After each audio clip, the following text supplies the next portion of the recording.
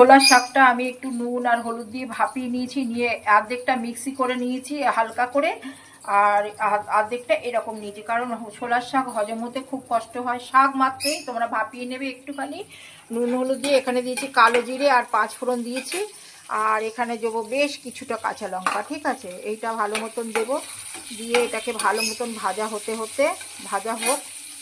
শাকটা কিন্তু এই মশলাটা কষানো হয়ে গেল, আমি শাকটা কিন্তু এখন দিয়ে দেবো। ঠিক আছে, শাকটা এরমভাবে করলে কি হয়, হজমটাও খুব ভালো হয়, কারণ অনেকের হজম হতে চায় না কিন্তু। ঠিক আছে, তো চলো এটাকে ভালো মতন কষিয়ে নিই। তার মধ্যে দিয়ে দেবো কড়াইশুঁটিটাও একটু ভাপিয়ে যাবে, কারণ কড়াইশুঁটিটা কিন্তু আমি ভাজবো না, কড়াইশুঁটিটা এর মধ্যে একটু সেদ্ধ হবে।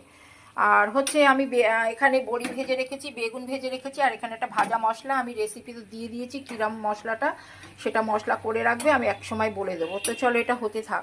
ফুটে এসে উঠেছে, আমি হচ্ছে যেটা দেবো মেথি পাতা। মেথি পাতা তো জানোই হজমের জন্য খুব ভালো, কারণ যাদের হজম শক্তি কম, অ্যান্টাসিড হয়ে যায়, তারা কিন্তু শাক অনেক সময় খেতে চায় না ভয়ে।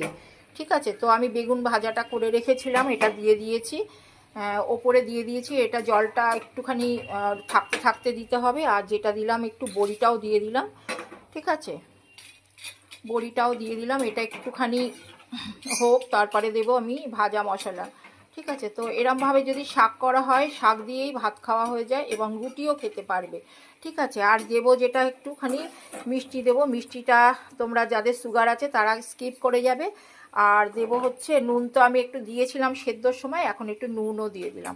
তো আমার এটা হয়ে গেছে, আমি দিয়ে দেবো এখানে একটু ভাজা মশলা, ব্যাস কমপ্লিট শাকের ঘন্ট তোমাদের।